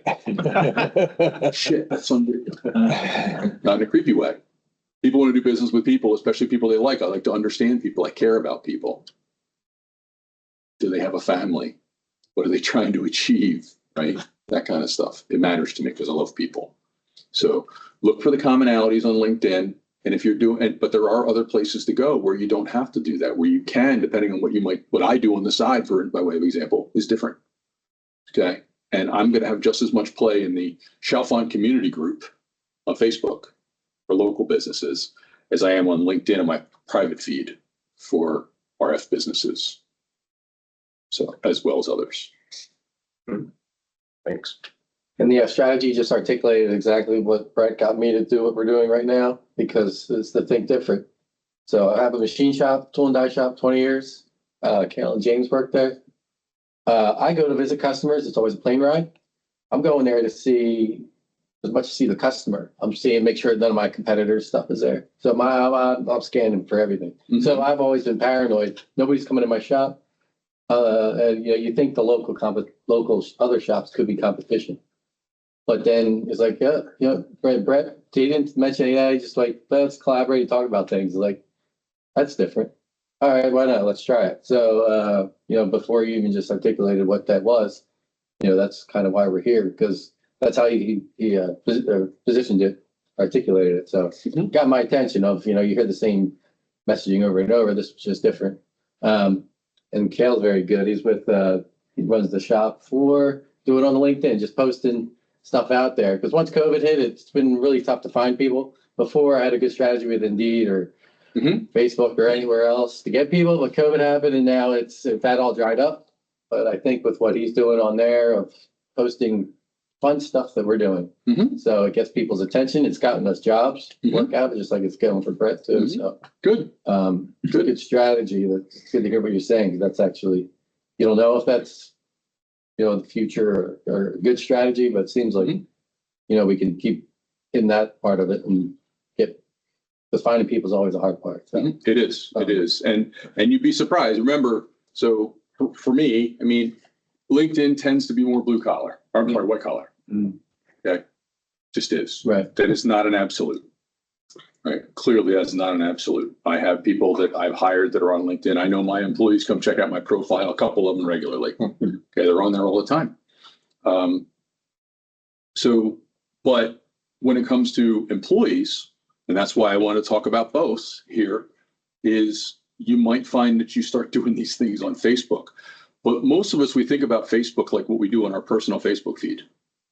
There's immense opportunity in Facebook groups. But they have to be well-run groups.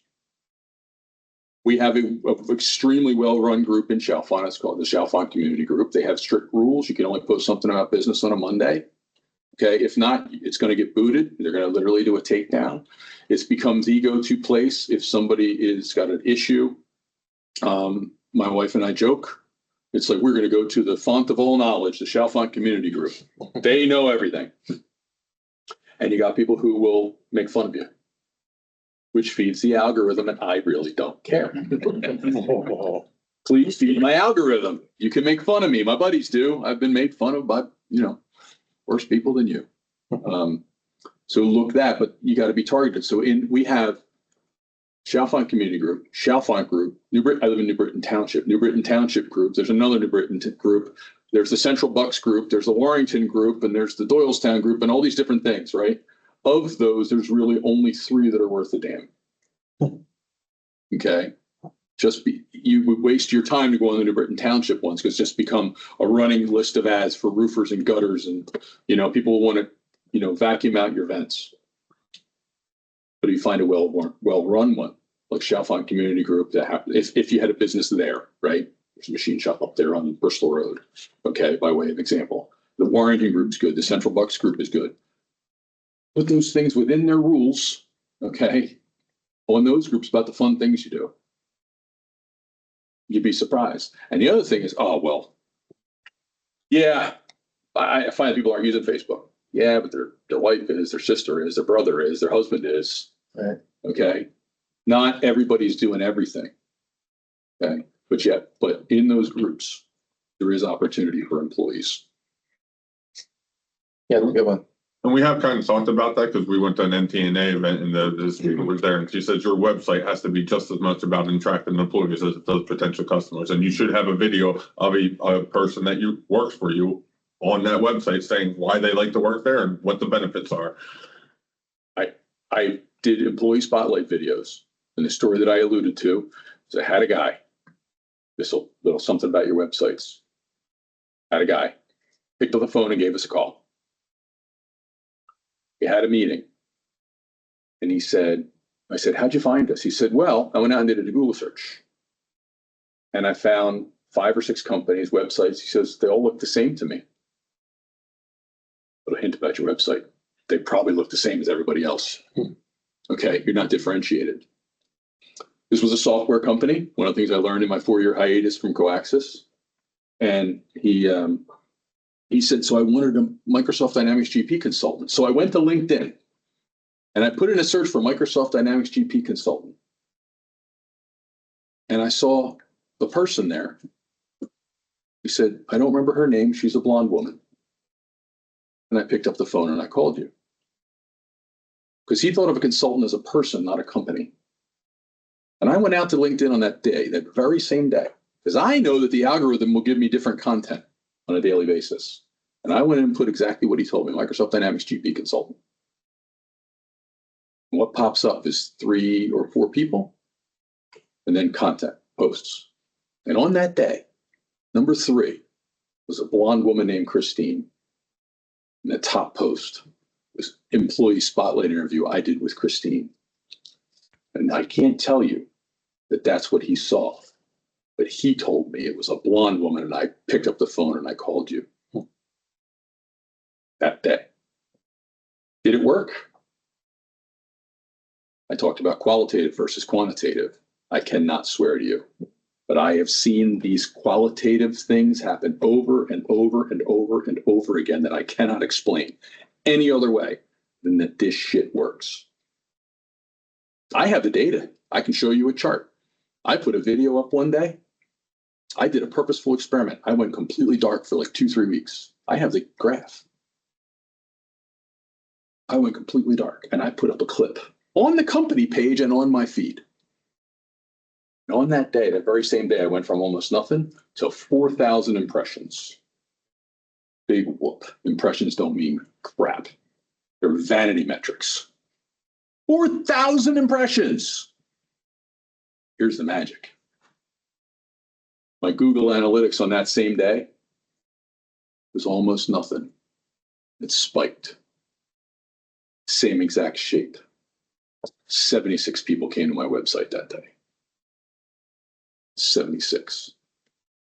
Now that's a more manageable number. I can't handle 4,000 new customers in a day, and I don't think you can either. Okay? But you could handle 76 inquiries because you know only a portion of them are going to become real at any given time. Could you handle 76 inquiries? No. No, you couldn't, but only a portion of them are going to become real, right? You might get 5 or 6. Yep, absolutely. Then you might get 2 or 3 in 3 months or 6 months, right? That's totally doable because that's where they are in their buying journey. Okay. I have the data, and if you want to see it, I'll show you the graph. So it will work, and the employees will come too. It's called dark social. You'll have no idea who the 4,000 people are. And if that bothers you, go do something else. Get over it. Revel in the 76 and know that people are going to come up to you in a movie theater and go, "But watching your stuff, dude, is awesome." Or that your buddies are going to make fun of you while you're drinking beer. Hell, get your buddies to make fun of me while they're drinking beer. That'd be great. I don't care. What else?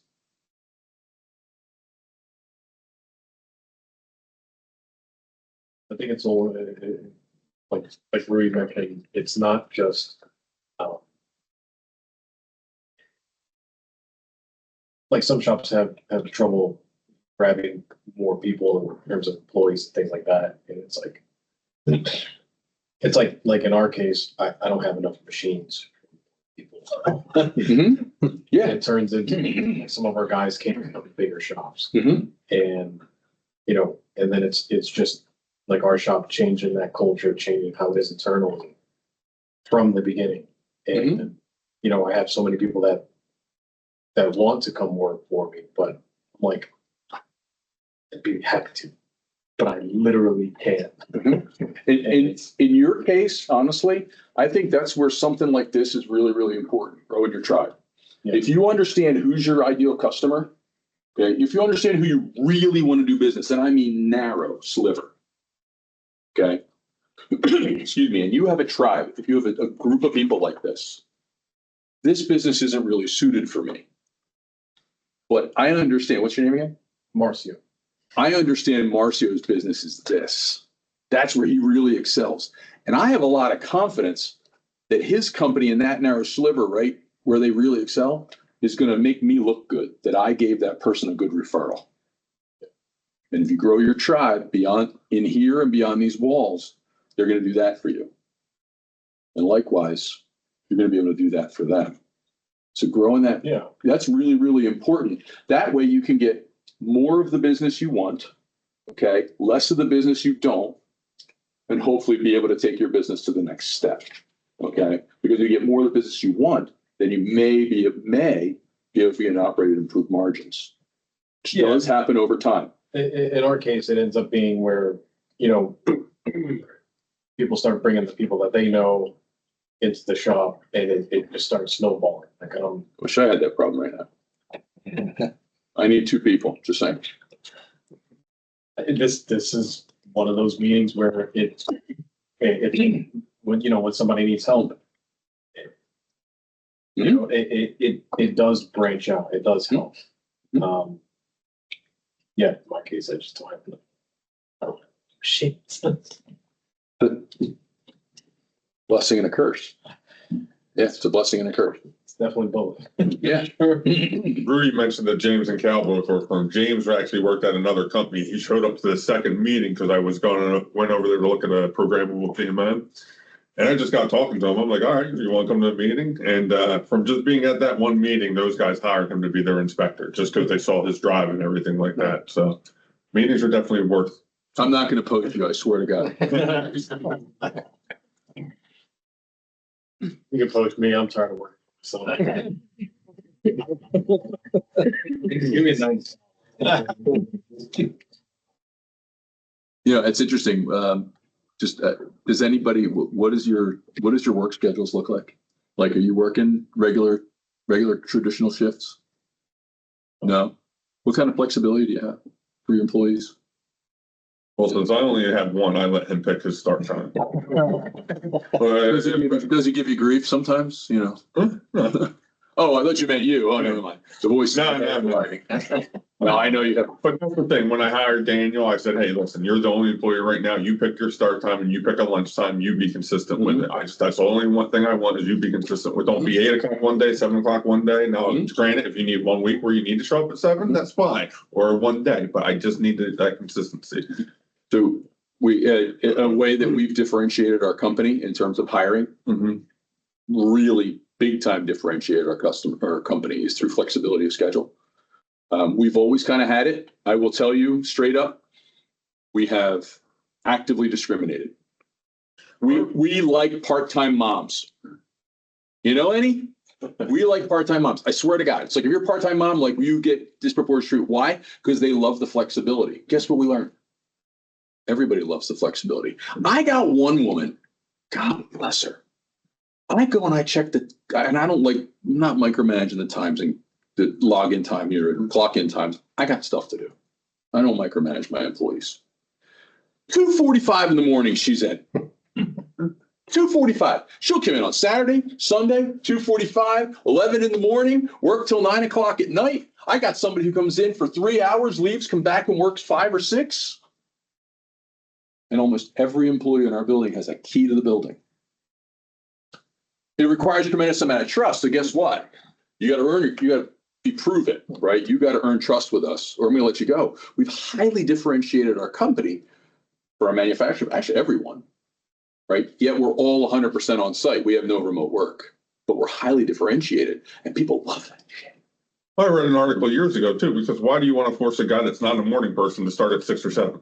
I don't know. Why do you want to force a 14-year-old to start at 7? Jesus. But your inventory probably helps with that too, right? The Because inventory. that's a buffer for your production, like having people work at all different schedules. So there is something that what I call information superiority. The way traditional companies work is that you have a hierarchical way of running the company, and you have that supervisor, that production manager, that COO, whatever it is. They have information superiority. Really, the employees can't really get by without direction from that person.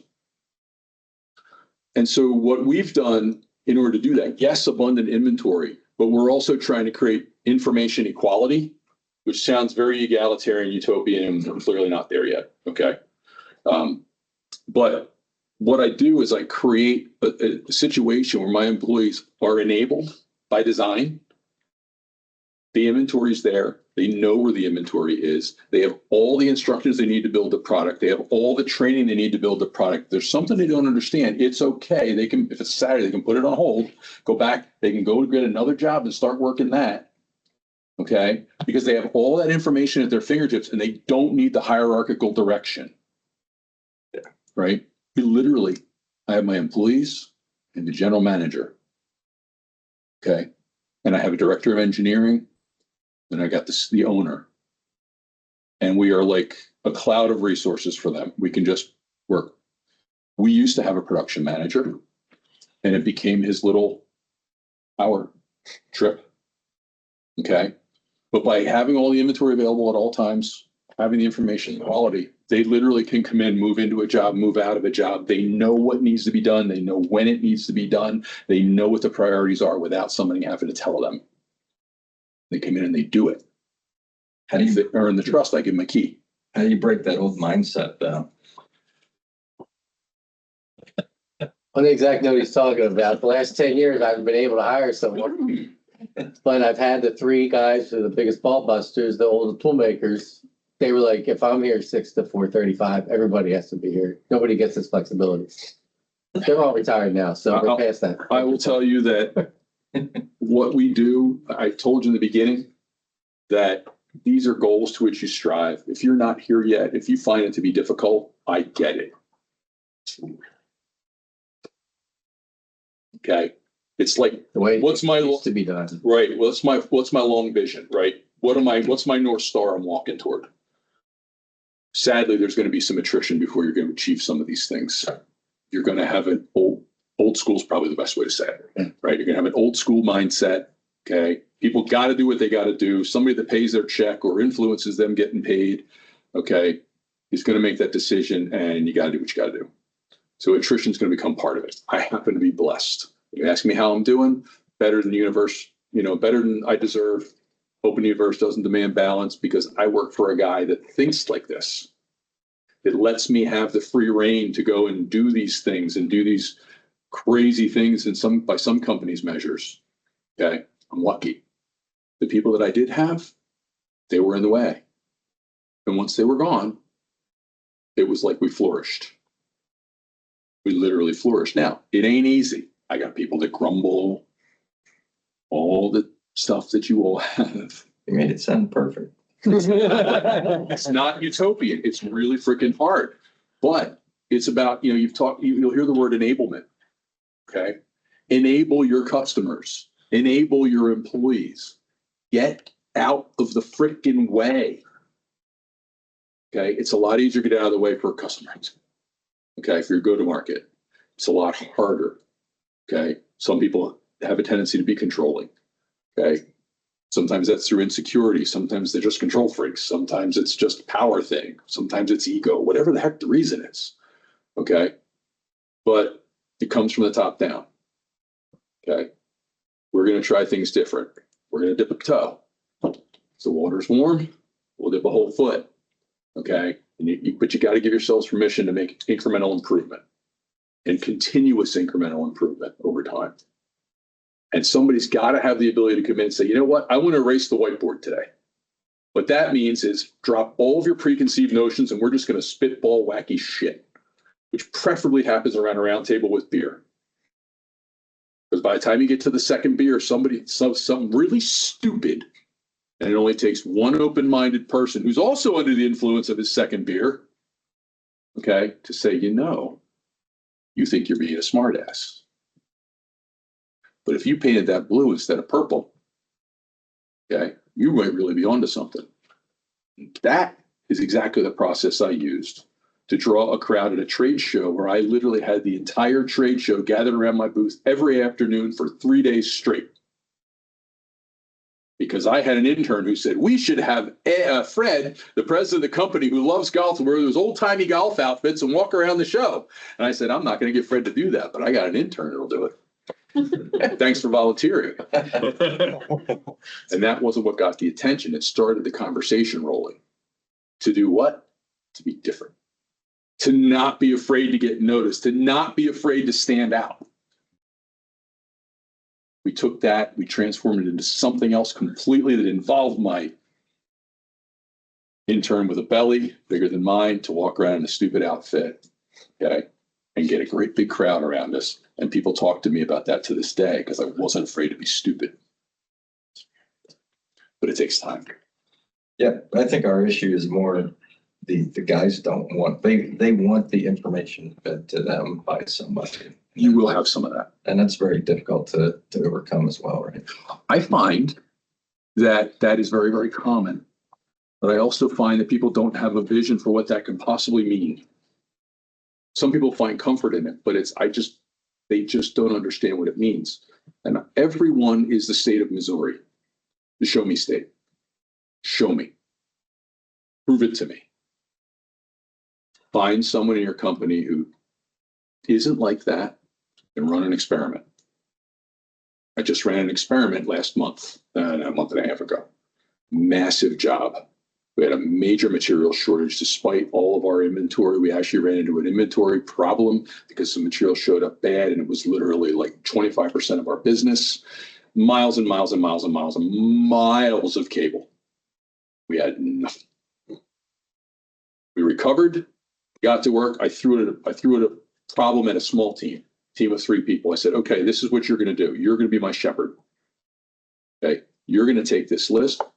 You're going to have the dates in front of you. I'm going to let you manage your own business. This job. You're going to make the decisions. I'm here as a resource. Engineering's here as a resource. Don't do something you can't do. We've got somebody. If you feel unconfident about the work, we're here for you. All this stuff, but you're going to be in charge. They did it, and they recovered. And I was very open and honest with the customer, communication to the customer, said, this is where we are. I put a special team. I threw an extra resource at it. Okay, we're running behind. We're catching up. I hired a new resource. That's going to help us catch up more. Very open and honest about all the time. And you know what? It worked. And they took this business and they ran with it. And they would go. And they got these big smiles on their faces like nobody's ever talked to them like that before. And that was my experiment. And guess what's happening now? I'm writing out the procedure, and I call each of those people a shepherd. When I get a big job over 1,000 pieces, which is a lot of volume for us, okay, I now have a shepherd. And the shepherd's job is to monitor that job, make sure that we're doing X number of pieces per week, okay, raise their hand if they need help, okay, throw up the red flag, but you're responsible for it, okay.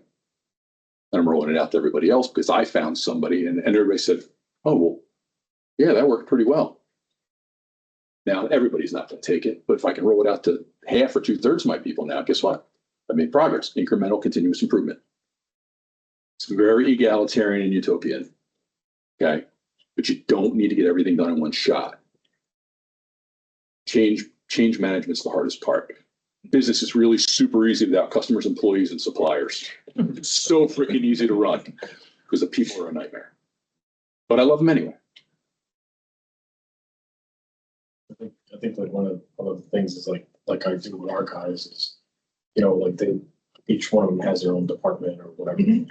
And, I pretty much say, no matter where I am, what time of day, or like, we got guys there 5 in the morning to whatever. And text me, call me. But even if I'm not there or I'm on the road, it's your department, your decision. Work with each other first, make me the last resource. And it works. And they're comfortable because even if it takes, I don't hound them for, hey, if this shit takes half a day and we're late or whatever, I'd rather be right and instead of getting yelled at by both. So, Yeah, correct is better than fast, right? I say 2 things over and over again. Correct is better than fast. And I try and end every conversation with something very much like, I believe in you. And you can do 100 orders. Eventually they'll believe that you believe in them. Yeah, right. You do 100 orders right, but you screw up one, that customer's going to remember that one forever. That's true. Correct is better than fast. Yeah, you know what my employees focus on? Oh, the dates. And I'll get 1,500 pieces of garbage because they started to rush and they forgot. Right? And I don't go beat them up. I find out what the problem is. I create a recovery plan and I bring it back to them. What training do you need? Okay. I know you didn't want to do this. Now, some employees just, come on, let's not pretend like this is gonna work with everybody, No, it doesn't. right? Well, by the time you've got trust with people that you can give them a key to the building, which has happened over 15, 20 years, not instantaneously. All right. Then you can start having conversations like that with them. But they got to believe you. If you just pay lip service, it ain't going to work. If you try and do it in 6 months, it ain't going to work. You got to earn their trust and vice versa. That when I say I believe in you, they actually think, or at least most of them think, that I believe in them. If I say, go ahead and make a decision, it's fine, I trust you, and I walk away, eventually they're going to believe in me. They're going to believe that I really do mean it. And some of them won't, and attrition will take care of that problem. You just best be ready to pass the attrition test. So start recording your videos and start documenting shit. Okay? Because attrition is going to happen. But even then, it's just kind of letting them, forcing them, and it doesn't work on everybody, but kind of forcing them to work on, let's starting in one project, like, hey, I know you haven't taken over this before. Like our guy Dylan, she might have. He goes, oh, I can't send, we don't have the right tools, whatever. I was like, you know what? Take an hour or two, screw around with it, play with it, make a jig, make whatever, just have some fun with it. And he doesn't design, he doesn't do any of that. He's throughout that 2 years, he's learned how to design CAD, he's learned how to design fixturing, he's learned how to, just from being full creativity. And I'm like, just have something from it. Yeah, just have fun with it. I mean, we're caught up, it's not a big deal. I discovers talents he didn't even know he had. Yeah, and he, he was when I took over that shop, and he was a part-time guy for the other guy, and he would always see me there, and he's like, I kind of really want to work for you. All right. Instead of me saying, okay, I want you to do this, I'm like, what do you want to do? He's like, oh, I like spaghettis. I'm like, great, done. Go play with it. And that's his whole department now. You want to know the best hire I ever made? I hired a guy because he was an Eagle Scout and he worked in a restaurant. He worked in a restaurant for like 5 years. Hired him to be a shipper.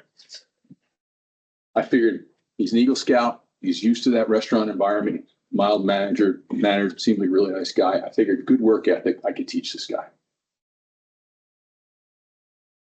And I built a software system, this e-commerce system, and a whole thing for creating quotes automatically, so I didn't need as many people in the office. I did all that, and I left the company. Sucked. Better prepare for the attrition test. Well, I did. I had good ethic, and I made sure that they were provided for.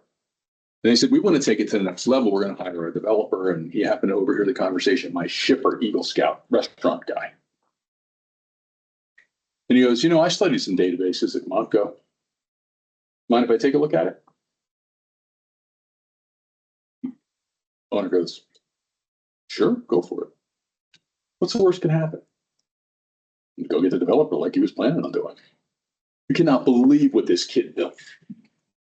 I came back to this company 4 years later, and he transformed what I started way beyond what I even envisioned at the time, and I had big visions. Because somebody said, go for it, go play. Just go have fun. Right? You think he's going anywhere? No, it's probably. We gave him a raise. He's got a new job now. He's still developing even more and more and more software that we depend on every day. My biggest problem is the attrition test. He's not going anywhere, and neither will yours. Yeah. I think the biggest thing is when people feel like their daily work is putting an effort into growing the company, that means more to the employees, that they know they made a part of that. They're a part of that success. You would think it doesn't mean more than money. It's shocking how much it means. It means a lot. I mean, granted, our guys get paid good, but Right. but still, They're not on minimum wage. Okay, let's get that out of the way. but they when they see me running around, or like when my wife was 8 months pregnant, out working the guys, and I'm joking around like, you better work harder than her. She's gonna push her ass. Little competition never hurt. Sitting there big ass belly packed boxes. Oh, let's not go making fun of bellies. But, you know, and they're like, you know, it was a running internal joke, and we liked it because, you know, everyone took care of each other. Yeah. And they still do. Yeah. And, you know, one of the biggest mentalities is, I got rid of some people too, but Happens. one of the biggest mentalities is I never want to hear that's not my job. I Small company? Yeah. Yeah. Yeah, I don't tolerate that shit for nothing. And I had a guy there 3 days, gone. I was just, I was coming here today. An employee named Jen walks in. I got a bajillion stories and I tell them all. That's how you remember. And she walks in, I swear to God, at 3:30. And I'm leaving at 4:30 to come here. I got an hour drive. She knocks on my door and she goes, Chuck. She goes, there's a problem in the ladies' room. Is it a person? No. bug. I'm getting ready to go stand in front of a bunch of people. Now I'm dressed like this because this is how I go to work. You know, I'm running a company, right? Toilet. No. I don't want to go and look be covered in God knows what. I don't have time to go home. Thank God it was the tank leaking. Swear to God, I did not say that's not my job. I got my ass there and I was checking under the hood, pulling it off. I ended up marking it out of order and I will replace order. It's a commercial one. I got to buy a whole new tank. So Mine is not, there's can't say it's not my job. Spider. Crap, my cousin. Don't get one. Sorry. Don't get one of the guys. What else you got? Anything else? Everybody full? Everybody? No. Full of stories and full of. No, I think once with you know, thanks to Brett and having these collaboration meetings, one of the biggest things is noticing that at the end of the day, we all do the same shit. Who cares? Mhm. You know what I mean? Customers are going to go where they want to go. And it's like Brett knows, our shop is always open doors. Like there's no, you know, shit is secret. Yep. It's an end mill, an end mill's an end mill. How dare you? Yeah, I can't. End mill's not an end mill. How to make you feel that good. But, you know, and it's, you know, there might be some processes and things like that one shop might view, like, we literally all ping each other. And, Good. where it's like, hey man, this thing just sucks. Like I'm still working on this stupid ass stainless job. Well, one of the things in building Raw material one? Still. one of the things in building a community that's going to last. There's a podcast that I've saved. But they are an expert in building communities. They came up with a framework that they call Tribe, and I'm not going to tell you that I remember what TRI and E stand for, but they all stand for something. The one that really stood out for me was ritual, and it's an effort to come here once a month. Is that what you're doing? Yeah. Okay. It's an effort to come here, but that is one of the things that keeps a community together is the ritual. And a ritual takes effort. But coming here and being face to face and collaborating with people face to face, not just companies or Zoom, it's really easy to pass on a Zoom meeting. Got something to do. No Zoom for me tonight. Okay, but this ritual matters, and it's the ritual. It's the ritual among the other things in the tribe. And again, connect me on LinkedIn. I got a whole bunch of stuff I'll share with you, of which that is one. But it's the ritual that really keeps people connected. There's a group on differentiation, a Slack group. 650 people signed up. It's friggin' Slack. It was really, really energetic. It is now down to no activity, none. 650 members because there's no ritual and it's not real. There's no structure. It's too easy to just pass up. So whether he is highly calculated, super intuitive, or something else, Brett understands that. Okay. And I would encourage you to keep doing it. In fact, I would encourage you to bring more people from within your company or other people you know. Frankly, I will tell you that I'm trying to steal this idea in our industry for me locally here in Philly. You know, I know it's not a proprietary thing, but I'm trying to do this in our business, not for any other reason than I think it's important. I can get stuff out of it. I can network with other GMs and operations managers and technical people. The problem solved. And that's exactly it. And I can just solve the problems. Yep. By the way, I'm going to record it and then I'm going to use it so that people can, you know, and share it with people so that they can use it for their own content. They can use it for their own video. I practice what I preach and become a media company. Mine's still going. Thank the good Lord. Okay. This is supposed to start off as like a mastermind, because obviously I was listening to Think and Grow Rich, and masterminds how you take everything to the next level, and then that's more owners holding each other accountable. So this became more of a collaboration group, because even then I'm listening to Jim Rohn, and he's like, basically I work and go home, so I'm around my kids. You're the average of the 5 people you hang out with the most. And honestly, these are probably the people I hang out with the most, because I'm so goddamn busy in my own life with just work and family. So I think I picked a pretty good tribe to better myself. Yeah.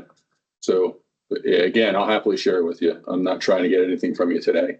I'll tell you the reason I'm here, frankly, is that I need to try these things out on crowds of people to see whether it resonates. And judging by your body language, I think it might have worked. Oh, yeah. Yeah. So I did this. I was, you know, when you grow your tribe, right, you've got to give first. You know, Brett, I don't want anything. I'm just going to give first. And when you give, okay, you don't do it with the intent of getting something in return, but the universe will reward you. I'm telling you, and it's not spiritual. It's not baloney. It does come back.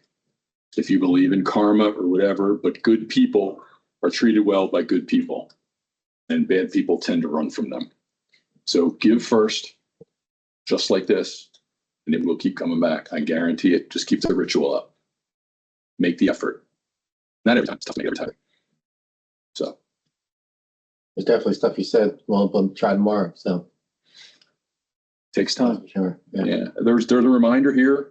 As I said, connect with me on LinkedIn. I'll happily answer any questions for you. This goes so much deeper. Each one of the things, I've got 10 items on there. There's an 11th bonus one about client satisfaction, you know, customer experience rules, period. Duh. You know, behind each one of those is frankly a book and more stories and more examples and opportunities to brainstorm. Just ask questions. I expect nothing in return. I just want to build my own tribe, and, you know, that's it. So the water's warm, the room for all, I promise you. Thanks for your time. Yeah. Thanks again. We really do appreciate it. Thank you for your time. Despite how much